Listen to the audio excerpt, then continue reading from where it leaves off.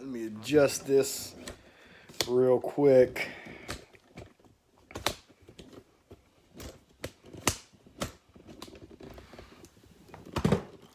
Yeah, it works better. Hold on.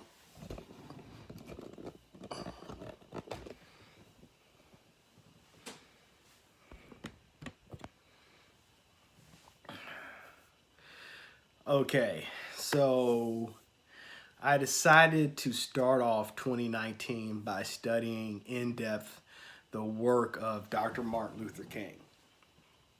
And I've already done the first book on the subject, which was his book, Why We Can't Wait, and it's written on the Birmingham campaign.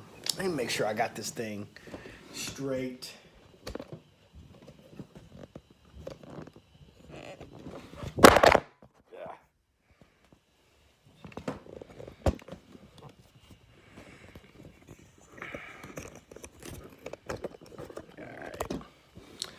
All right. So, yeah, so I've been working on this thing on the Birmingham campaign, Why We Can't Wait. I read the book and everything.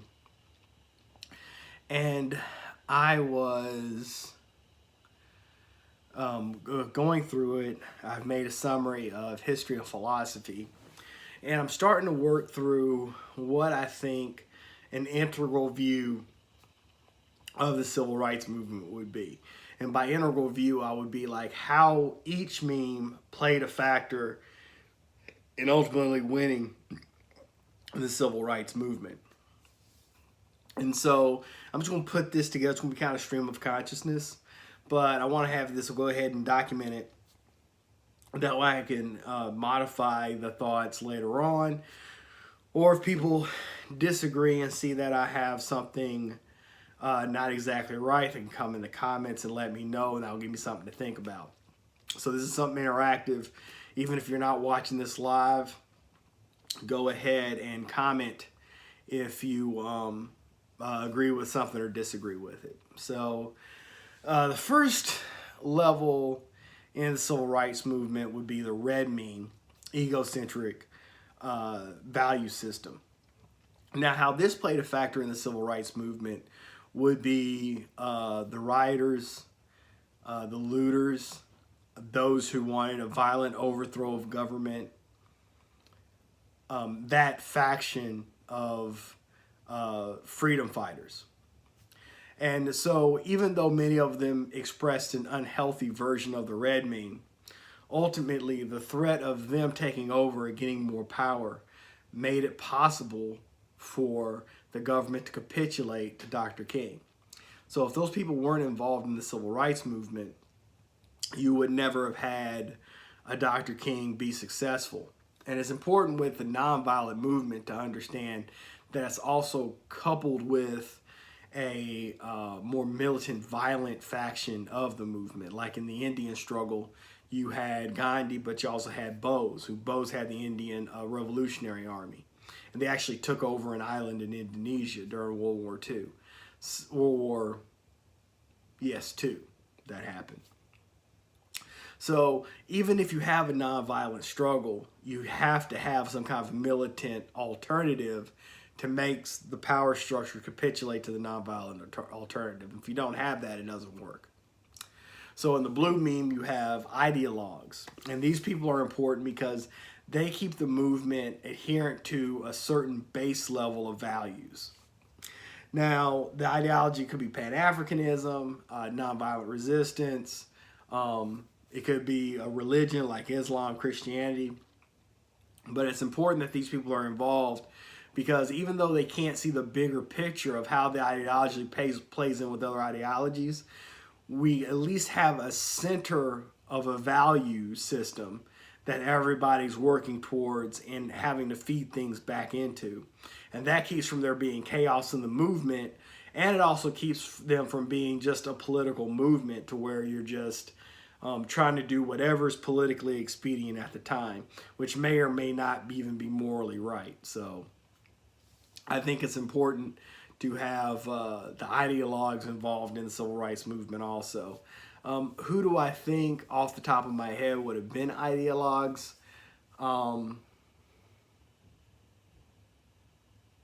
I can't think of any right now, but I'm gonna have to keep thinking about that and come back to it.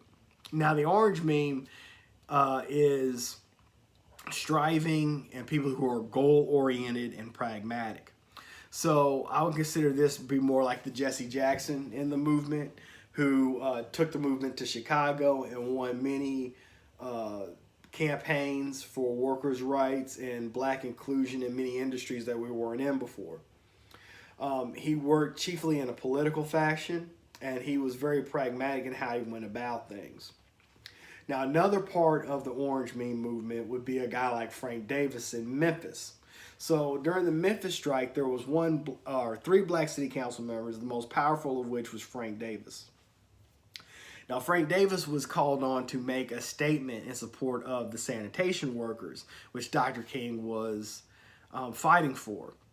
And Davis's famous quote is, "Do you want a demonstration? Do you want results?" So he was saying that if he gets up and he calls the actions against the sanitation workers racist or make a public declaration that he's for the sanitation workers, then none of the other white council members will work with him. And he has to keep an open line of communications to get anything done. So with that being said, he tried to negotiate. And the best deal he could get at the time was a nickel raise for the sanitation workers. Now, sanitation workers were making so little money that they could barely raise their family. They weren't making a living wage anywhere near it, so a nickel raise wouldn't have done anything. And the protesters said they sold him out for a nickel. So that's kind of what I would call the Davis dilemma. So he's in a position of nominal power, but he doesn't have real power because what he really believes in isn't supported by a multicultural coalition within that city. So it's important that we have people from different cultures understanding the needs of black people. We have people advocating for us in many different cultures. And so he didn't have that. So he didn't have real power. So he's called to do something that he really can't do and negotiate a position from very little power. And when he does that, he ends up doing something that's not really in the best interest of the people he cares about the most.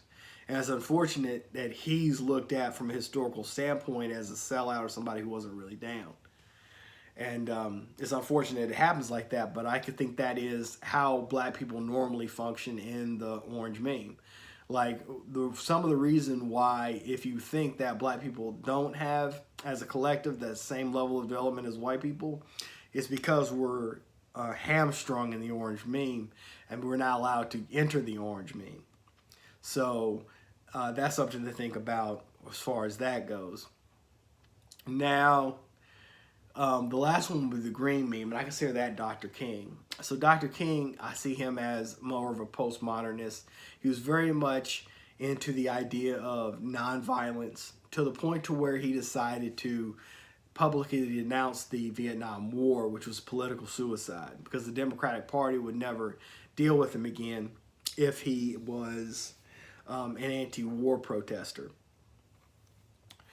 So